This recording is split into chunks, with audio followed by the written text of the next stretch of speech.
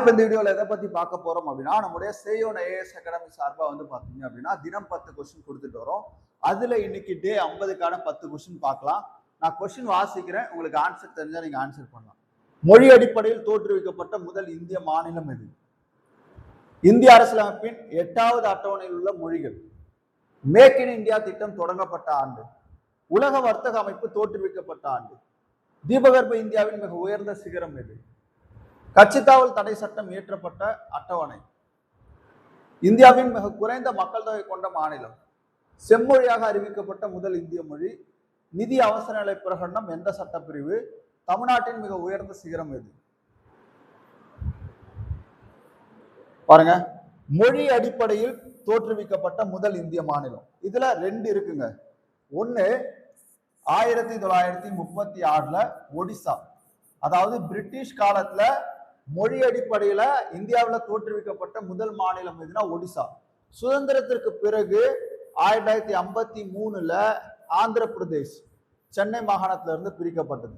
இதுக்கு 2 ஆன்சரும் கொடுக்கலாம். இங்க வந்து நமக்கு மொழி அடிப்படையில தோற்றுவிக்கப்பட்ட முதல் இந்திய மாநிலம் இருக்கிறதுனால இது சுதந்திரத்திற்கு முன்பா பின்பான்ற சந்தேகம் இருக்கும். சுதந்திரத்துக்கு முன்பு அப்படின்னா ஒடிசா, சுதந்திரத்துக்கு பின்பு அப்படின்னா ஆந்திர பிரதேஷ்.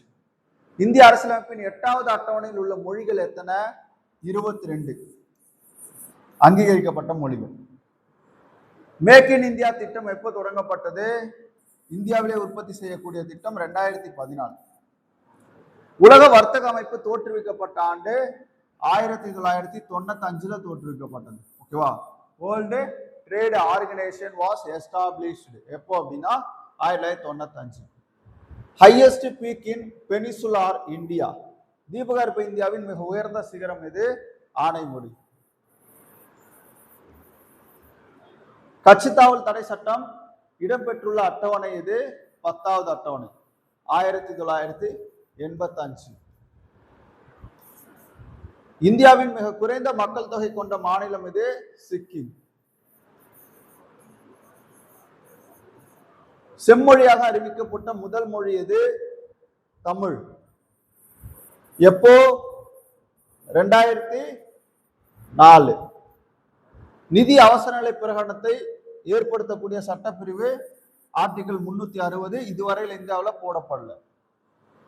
தமிழ்நாட்டின் மிக உயர்ந்த சிகரம் தொட்டபேட்டா. தொட்டபேட்டா. ஓகே, பாருங்க. ஓகே, இங்க வந்து ஆந்திரான்னு கொடுத்திருக்காங்களா? சுதந்திரத்திற்கு முன்புனா ஆந்திரா. ஓகே, சுதந்திரத்திற்கு பின்பு ஆந்திரா. சுதந்திரத்துக்கு முன்னாடி பிரிட்டிஷ் காலத்துல ஒடிசா 1936 பார்த்தோம். 8வது அட்டவணையில எத்தனை அங்கீகரிக்கப்பட்ட மொழிகள் இருக்கு? 22. மேக் இன் இந்தியா திட்டம் 2014.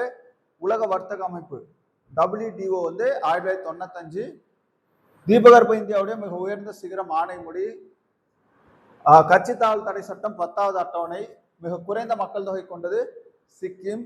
2004 தமிழ் செம்மொழியா அறிவிக்கப்பட்டது. சட்டப்பிரிவு 360 நிதி அவசர நிலை. தொட்டபேட்டா தமிழ்நாட்டின் உயர்ந்த சிகரம். ஓகே, இன்னைக்கான 10 கொஸ்டின்ஸ் பார்த்துருக்கோம். இது எல்லாமே ரொம்ப ரொம்ப முக்கியமான கொஸ்டின்ஸுங்க.